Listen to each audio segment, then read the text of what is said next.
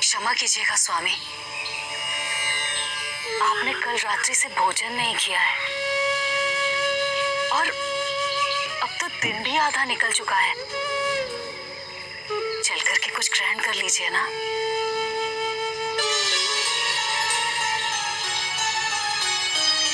नहीं अहिल्या, कुछ खाने की इच्छा ही नहीं हो रही। स्वामी, आपको इतना चिंतित पहले कभी भी नहीं देखा।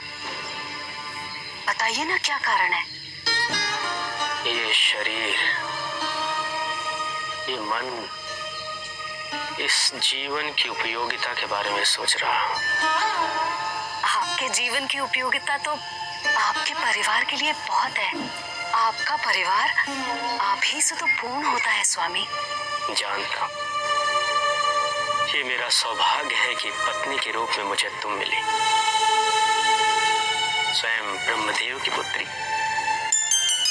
तुम सदैव ही मेरे जीवन में सुखों का कारण रही हो। किंतु अहिल्या, प्रत्येक जीवन यदि समाज के उत्थान हेतु अपना योगदान निरंतर न दे तो वो जीवन निरर्थक है, महत्वहीन है।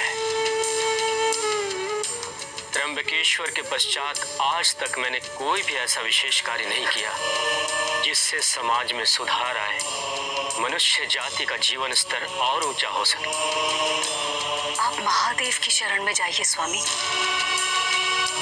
वही आपका मार्गदर्शन करेंगे।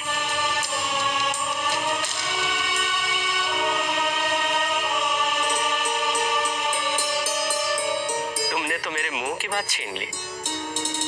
मैं भी यही सोच रहा था कि मुझे महादेव से मिलने हेतु पुनः कैलाश जाना होगा।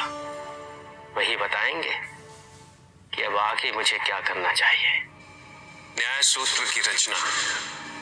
प्रभु आप? प्रणाम प्रभु। न्याय सूत्र? हाँ ऋषि गौतम, न्याय सूत्र। धन्य भाग्य हमारे प्रभु, आप हमारे आश्रम में पधारे। आइए प्रभु, आइए। आपकी इच्छा अवश्य पूरी करूंगा प्रभु, किंतु न्याय दर्शन की ही रचना क्यों? सुख की प्राप्ति से अधिक महत्व दुखों से मुक्ति का होता है ऋषि गौतम। और दुखों से मुक्ति तभी संभव है तो मनुष्य भ्रम से मुक्त होगा। किंतु आने वाले समय में जब सत्य की भिन्न भिन्न प्रकार से व्याख्या की जाएगी तो मनुष्य का भ्रमित होना निश्चित है। ऐसे में जीवन के वास्तविक स्वरूप का बोध अनिवार्य हो जाए। प्रत्येक मनुष्य को तर्क विश्लेषण के माध्यम से सत्य तक पहुंचना होगा,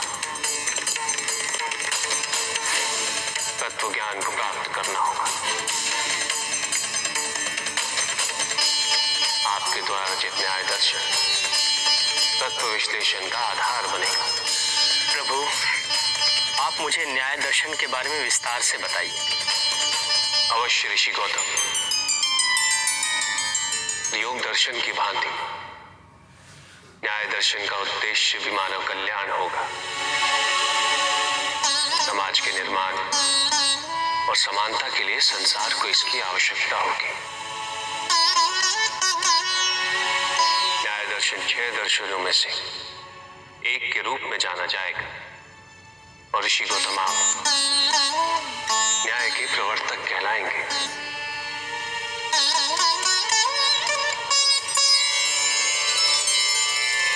अच्छा प्रभु, अब मुझे न्याय के तथ्यों के बारे में कुछ बताइए। न्याय दर्शन में आपको 16 तथ्यों का समावेश करना होगा ऋषि गौतम। तो ये 16 तथ्य कौन कौन से हैं प्रभु? प्रमाण, संशय,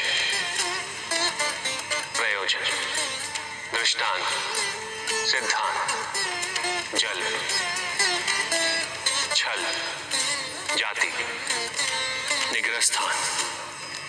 स्वभाष, निर्णय, वाद, वितंड, अव्यय, तत्, प्रमेय।